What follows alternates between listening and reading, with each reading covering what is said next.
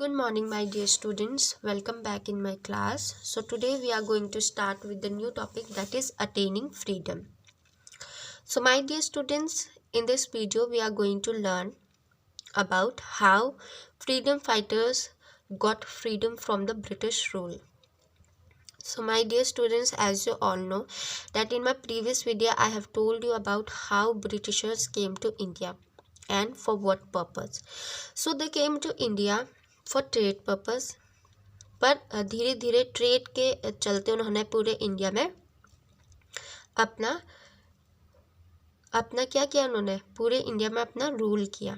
ठीक है, अब उसके बाद क्या होता है माय डियर स्टूडेंट्स, ब्रिटिशर्स ने देखा कि इंडियंस जो इंडियन पीपल है ये आपस में खुद ही यूनाइटेड नहीं है, तो उन्होंने इंडियंस की यूनिटी को तोड़ना स्टार्ट किया।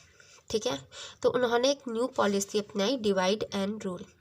ठीक है, यानी कि वो एक को एक दूसरे के खिलाफ भड़काते रहते थे। ठीक है, तो इस तरह से क्या हुआ, उन्होंने पूरी जो इंडिया में अपना कंट्रोल था वो पूरा अपने अंडर ले लिया। ओके, अब सबसे ज़्यादा हद तो तब हुई जब ब्रिटिशर्स ने बंगाल का पार्टीशन किया। बंगाल का पार्टीशन जो था 1905 में हुआ था। ठीक है, उन्होंने रिलीजन के बेस पे बंगाल का पार्टीशन किया। मुस्लिम डोमिनेंट जो भी मुस्लिम पीपल थे और हिंदू पीपल थे, इन दोनों को सेपरेट कर दिया। ठीक है, तो इस वजह से 1905 में बंगाल का पार्टीशन हुआ। ओके, उससे पहले बंगाल जो था हमारा इंडिया का ही एक पार्ट था। ये सब होने के बाद my dear students, there was some freedom fighter who fought against it, and those freedom fighter was Bal Gangadhar Tilak, you can see बाल गंगाधर तिलक, Lala Lajpat Rai and Bipin Chandra Pal. Okay, so these were the different freedom fighters who fought against this partition, but nothing happened. उसके बाद क्या हुआ कि लोगों ने strike करनी start कर दी, प्रोटेस्ट करने स्टार्ट कर दिए। जितने भी ब्रिटिशर्स गुड्स थे उनका बॉयकॉट करना स्टार्ट कर दिया। बॉयकॉट मतलब होता है कि उनको बिल्कुल ही ख़त्म कर दिया। ठीक है, यानी कि उनका यूज़ करना या फिर उनके जगह में जाना वो बिल्कुल ही बंद कर दिया। ठीक है, जैसे कॉलेजेस होते थे, स्कूल्स थे उस टाइम पे, तो वहाँ पे जो लोग ब्रिटिश स्कूल में, ब्रिटिश कॉलेजेस में या फिर कहीं पर भी काम करते थे, तो उन्होंने वो नौकरियाँ छोड़ दी। ठीक है, वो काम करना छोड़ दिया। And after that what happened, this whole movement was called as स्वदेशी मूवमेंट। ठीक है, यानी कि स्वदेशी अपनाओ और ब्रिटिश गुड्स को मना करो। जितने भी हैंडीक्राफ्ट्स जो होते थे जो इंडिया में ही बनते थे, सिर्फ उन्हीं का यूज़ होता था। ठीक है, जो क्लोथ्स बन के बाहर से आते थे ब्रिटिशर्स के, उनका बॉयकॉट करना स्टार्ट कर दिया। और जो क्लोथ्स इंडिया में बनते थे, जो खादी होती थी, जो कॉटन के कपड़े इंडिया में बनते थे, उनका अपनाना स्टार्ट कर दिया। ठीक है, उसके बाद क्या हुआ, लोगों ने 1911 में ये किया कि हमें जो है बंगाल को फिर से रीयूनाइट करना है। ठीक है, और साथ ही साथ जो ये स्वदेशी मूवमेंट था वो पूरी इंडिया में फैल गया था। ठीक है, ब्रिटिशर्स ने बहुत ही ट्राई किया इस मूवमेंट को सप्रेस करने के लिए, दबाने के लिए, बट जब तक वो और कोशिश करते, ये जो मूवमेंट था पूरे इंडिया में फैल गया था। एंड ब्रिटिशर्स जो थे वो थोड़े से डर भी गए थे। ठीक है, अब जो हमारा नेक्स्ट टॉपिक है वो है my dear students Gandhian period, that is non violence and satyagraha. यह आपने बहुत ही सत्याग्रह, नॉन वायलेंस आपने पहले भी बहुत सुना होगा। जब भी महात्मा गांधी जी की बात करते हैं तो ये चीज़ें आती ही आती है हमारे सामने। ठीक है, ये है क्या, नॉन वायलेंस है क्या, सत्याग्रह है क्या, है ना, ये चीज़ें हम पढ़ते हैं। अब देखो, जो हमारे मोहनदास करमचंद गांधी जी थे, ठीक है, ये इन्हें फादर ऑफ द नेशन बोलते हैं। फादर ऑफ द नेशन क्यों बोलते हैं, क्योंकि इनका सबसे बड़ा योगदान रहा है हमारे इंडिया को फ्री करने के लिए from the British rule. Okay, so he was born on 2 अक्टूबर 1869 इन गुजरात। गुजरात में इनका जन्म हुआ था, ठीक है। और ये बहुत बड़े फ्रीडम फाइटर कहलाए जाते हैं। he taught people that independence could be achieved by non-violent and peaceful manner। इन्होंने लोगों को सिखाया कि जो आज़ादी है वो नॉन वायलेंट की तरह से अचीव की जाती है और पीसफुली, शांति से अचीव की जाती है, ठीक है। तो ये इनके मेन हथियार थे, दो जो मेन पावर होती है और यू कैन से मेन हथियार थे, वो उनका ये था, non violence and peaceful manner to attain freedom. He was a lawyer थे वो पहले, ठीक है। अब लॉयर कैसे थे? इन्होंने लॉयर की जो लॉ की पढ़ाई है वो साउथ अफ्रीका से की थी। और जब ये 1915 में रिटर्न हो रहे थे इंडिया में, तो इन्होंने इनके साथ एक क्या बोलते, वी कैन से एक घटना हुई थी जिसके वजह से ये फ्रीडम टू गेन फ्रीडम इनका बहुत ही ज़्यादा जिसके वजह से इनका बहुत ही ज़्यादा योगदान रहा। क्या हुआ था, 1915 में जब ये वापस आ रहे थे, ठीक है, या तो उस टाइम पे ये हुआ था कि ये हमारे जो ट्रेन होती है तो first compartment, second compartment, third compartment ऐसे करके होती है, ठीक है। तो इनको फर्स्ट कंपार्टमेंट ने, जो ब्रिटिशर्स थे, इन्होंने इनको बैठने नहीं दिया। क्यों नहीं बैठने दिया? बिकॉज ही वॉज ब्लैक, ये कलर में काले थे, तो इस वजह से इनको फर्स्ट कोच कंपार्टमेंट में इनको नहीं बैठने दिया और इनको वहाँ से धक्के मार के बाहर निकाल दिया, ठीक है। तो वहाँ से इन्हें हुआ कि मुझे अपने देश के लिए कुछ करना चाहिए, ठीक है। एंड दिस इज़ हाउ ये बाद में जब इंडिया लौट के आए तो इन्होंने इंडियन नेशनल कांग्रेस, जो हमारी एओ ह्यूम ने बनाई थी, उसमें इन्होंने पार्ट लिया, ठीक है। उसके मेंबर बने, उसके लीडर बने, ठीक है। और फिर क्या हुआ, he led the nation wide non violent protest और satyagraha against the oppressive British rule and also demanded swaraj which means self rule. उसके बाद क्या हुआ, इन्होंने इंडियन नेशनल कांग्रेस ज्वाइन की, सत्याग्रह को उन्होंने प्रमोट किया, ठीक है। नॉन वायलेंस वे को उन्होंने प्रमोट किया कि हम जो फ्रीडम पा सकते हैं वो बिना किसी हिंसा के हम पा सकते, ठीक है, पीसफुल मैनर से पा सकते हैं। और ब्रिटिश रूल को मतलब ये चाहते थे कि ब्रिटिशर जो है वो हमारा इंडिया छोड़ के चले जाए, और स्वराज की डिमांड कर रहे थे। स्वराज मतलब होता है self rule, that means India is our country and we the people of India will rule our country ourselves, not the other person who are coming from outside, they will rule over us. So he promoted Swaraj, Satyagraha, non-violence. So these were his main equipments to rule, or we can say to gain freedom. Okay, so this was all about non-violence and Satyagraha, and इस तरह से जो हमारे महात्मा गांधी जी थे, इन्होंने promote किया और इनका बहुत बड़ा योगदान रहा है हमारी फ्रीडम स्ट्रगल में, ठीक है। The second topic is my dear student, Jallianwala Bagh. अब जब ये प्रोटेस्ट चल रहा था, स्वदेशी मूवमेंट, सत्याग्रह, ये सब चल रहा था, तो हुआ क्या एक्चुअली में, 13 अप्रैल 1919, ठीक है, ये जलियांवाला बाग जो अमृतसर में है, यहाँ पे एक पीसफुल प्रोटेस्ट चल रहा था, ठीक है। पीसफुल प्रोटेस्ट मतलब लोग आपस में डिस्कस कर रहे थे, तो बहुत सारे लीडर्स थे वहाँ पे, और वो सबकी राय मांग रहे थे कि कैसा होना चाहिए, मतलब हमें फ्रीडम कैसे पानी है, ठीक है। But there was a man in the British army. His name was General Dyer. He thought that these people are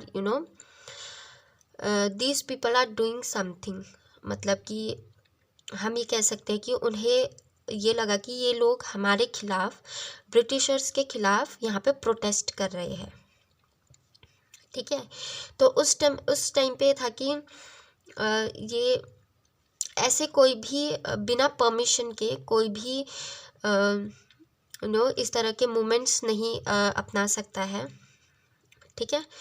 तो उन्होंने क्या किया, जो जलियांवाला बाग था अमृतसर में, वहाँ पे लोग शांतिपूर्वक बैठ के बातें कर रहे थे, डिस्कशन कर रहे थे. तो ये जो जनरल डायर जी है, ये गए और वहाँ के जितने भी एंट्री के पॉइंट्स है या एग्जिट के पॉइंट है, वहाँ पे सारे अपने ट्रूप्स, सोल्जर्स को खड़ा कर दिया. ठीक है. एंड वहाँ पे उन्होंने फायरिंग स्टार्ट कर दी. अब जब फायरिंग हुई तो लोगों में हफड़ा तफड़ी मच गई. लोग भागे जा रहे, भागे इधर से उधर भागे जा रहे. बहुत सारे लोग मरे, बहुत सारे लोग इंजर्ड हुए. ठीक है. तो ये एक बहुत ही बड़ा ब्रिटिशर्स की तरफ से बहुत ही बड़ा कदम था. ठीक है. और इस जलियांवाले बाग के वजह से, जो भी ये मैस्केर हुआ, इसके वजह से हमारी फ्रीडम फाइटर्स में एक नई उम्मीद पैदा हुई. ठीक है. और लड़ने की और भी ज़्यादा इंस्पिरेशन मिली कि ऐसा कैसे हो गया. शांतिपूर्वक जहाँ पे पीसफुल प्रोटेस्ट हो रहा था और वहाँ पे जाके मतलब इतने लोगों को मारा, ये हो गया. ठीक है. तो कैसा हो गया. दिस इनडिस्क्रिमिनेट किलिंग मतलब without knowing the exact reason that what was going on, or without having any judgment, they just kill the people. बिना पूछे, बिना कुछ कहे लोगों को मारना इनडिस्क्रिमिनेट किलिंग बोलते से. ठीक है. तो गांधी जी ने क्या किया, Gandhi along with other prominent leader demanded complete independence from the British. अब क्या, वो गांधी जी को और बाकी जितने भी हमारे फ्रीडम फाइटर्स थे, नेहरू जी थे, ठीक है, या सुभाष चंद्र बोस थे, भगत सिंह थे, तो इन लोगों ने अपनी फ्रीडम की डिमांड करना स्टार्ट कर दिया कि हमें कंप्लीट फ्रीडम चाहिए, स्वराज चाहिए. Okay. Now we are not going to spare anything from you. कुछ भी चीज़ हमें तुमसे नहीं चाहिए, बस हमें फ्रीडम चाहिए. Okay. Gandhi encouraged people to follow complete disobedience and non-cooperation with the British. Famous leader like Sardar Vallabh भाई पटेल, देश बंधु चित्तरंजन दास, ये बहुत सारे हमारे लीडर्स के नेम हैं. राजेंद्र प्रसाद, मोतीलाल नेहरू, जवाहरलाल नेहरू. सो इन सब लोगों ने पार्टिसिपेट किया. किस में पार्टिसिपेट किया? Non cooperation movement. ओके. अब नॉन कॉपरेशन मूवमेंट क्या है? That this is the movement in which the people of India completely boycotted British rule. बात नहीं सुननी, जो भी जो कपड़े थे, ठीक है, वो नहीं अपनाने ब्रिटिशर्स के. ओनली हैंडमेड गुड्स जो इंडियंस बनाते हैं, इंडियन पीपल बनाते हैं, वो यूज़ करना. So this was non cooperation movement. यानी कि ब्रिटिशर्स के साथ कॉपरेट नहीं करना किसी भी चीज़ में. वो कोई भी सेक्टर हो सकता है, गवर्नमेंट सेक्टर, ब्रिटिशर्स के जो भी सेक्टर है वो. तो इसमें बहुत सारे हमारे लीडर्स ने पार्टिसिपेट किया था. ठीक है. अब हमारा जो लास्ट नेक्स्ट टॉपिक है वो है दांडी मार्च. दांडी मार्च क्या है? दिसंबर 1929 कांग्रेस ने पूर्ण स्वराज जो है उसकी डिमांड की. पूर्ण स्वराज मतलब कंप्लीट फ्रीडम. ठीक है. यानी कि अब तो बहुत हुआ, अब आप लोग जाओ, हमें अब आपसे कुछ भी नहीं चाहिए। विच मीन्स टोटल फ्रीडम, पूर्ण स्वराज, पूर्ण मतलब पूरा, स्वराज मतलब फ्रीडम, यानी कि टोटल इंडिपेंडेंस चाहिए हमको, ठीक है। 1930 after the British introduced a salt tax on 1930 में क्या हुआ मेरे प्यारे बच्चों, ब्रिटिशर्स ने सॉल्ट पे टैक्स लगाना स्टार्ट कर दिया, ठीक है। अब सॉल्ट एक ऐसी चीज़ है जो पूरी कंट्री में बनती है और मतलब ट्रेड उसका अच्छा खासा होता है कंट्री में, ठीक है। अब जब तुम नमक में ही टैक्स लगा दोगे, then what the people of India are going to do, we are not going to be involve in your things, it is not that easy. अगर सॉल्ट में भी टैक्स लग रहा है, जो हमारी बेसिक नीड है उसमें भी टैक्स लग रहा है, देन इससे मतलब बहुत ही और क्या बात हो सकती है, ठीक है। सो गांधी जी ने क्या किया, ये सॉल्ट पे जो टैक्स है उसको उन्होंने बॉयकॉट किया कि नहीं माने कि हम सॉल्ट में टैक्स क्यों पे करें, सॉल्ट तो हम खुद बना रहे हैं ना, हमारे जो सॉल्ट जो भी हमारे वर्कर्स हैं वो तो सॉल्ट खुद बना रहे हैं। तो उन्होंने क्या किया, 100 लोगों का एक ग्रुप बना, ठीक है, और साबरमती आश्रम से, जो कि अहमदाबाद है, डांडी जो सूरत है, ठीक है, वहाँ तक उन्होंने मार्च करना स्टार्ट किया, ठीक है। किसके लिए, to for not paying tax on the salt, okay, to defend the British law that was made by the Britishers on Indians for producing salt, ठीक है। तो सॉल्ट टैक्स का इन्होंने डिफेंस करते हुए इन्होंने डांडी मार्च स्टार्ट की। अब डांडी मार्च आपको पता चल गया होगा क्यों किया था, क्योंकि एक सॉल्ट टैक्स था जो गांधी जी चाहते थे कि नहीं पे हो, ठीक है। गांधी जी क्या, ऑल ओवर इंडिया में जितने भी लीडर्स थे वो सब चाहते थे कि सॉल्ट टैक्स ना लगे, तो उसके डिफेंस में डांडी मार्च किया गया। और ये कहाँ से कहाँ तक हुआ, साबरमती आश्रम से डांडी तक, ठीक है, जो कि सूरत में है और साबरमती आश्रम अहमदाबाद में। So this was called the salt Satyagraha और मोर फेमसली द डांडी मार्च। इसको हम या तो सॉल्ट सत्याग्रह बोलते हैं या फिर डांडी मार्च बोलते हैं, ठीक है। Now, soon afterward, the effort to free India strengthened and Gandhiji asked the British to leave India in August 1942. उसके बाद क्या बहुत सारी चीज़ें हो गई थी, है ना।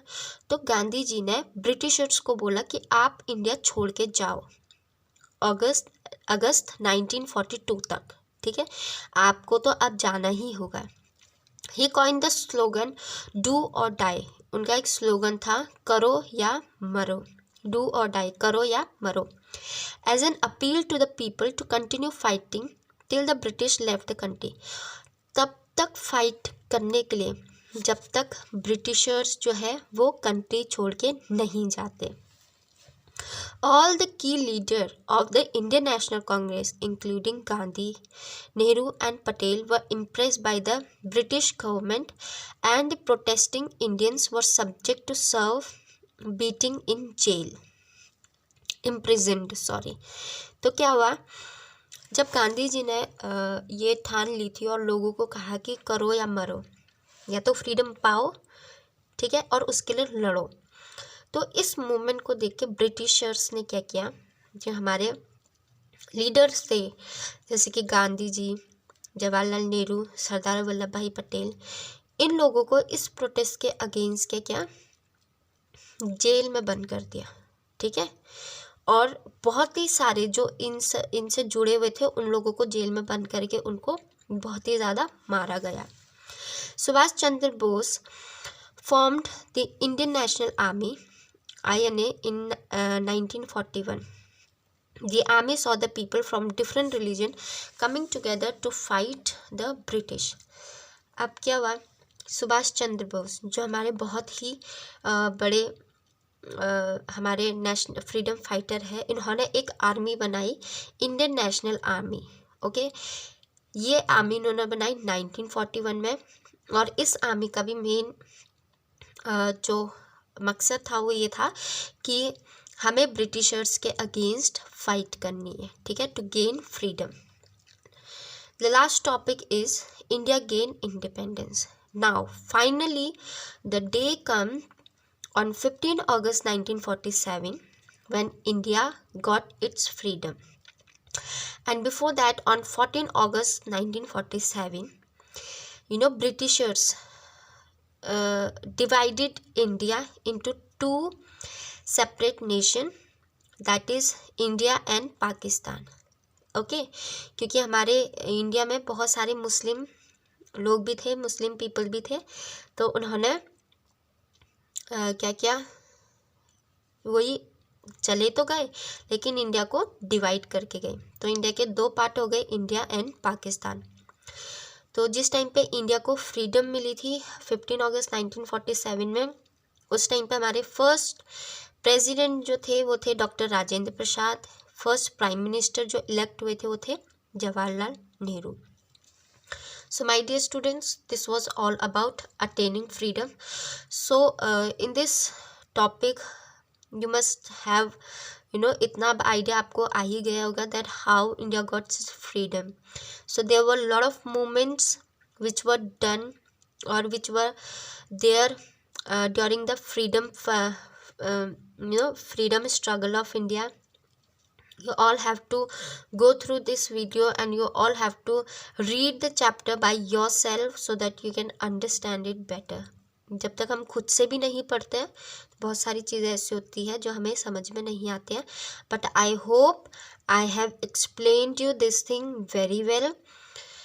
मुझे लगता है मैंने आपको बहुत अच्छी तरीके से समझाया। अगर कोई चीज़ नहीं आई तो please go through this video again and again. If you have any query, you can leave a message in a chat box and I will try to solve your queries. For the time being, my dear students, thank you and Jai Hind.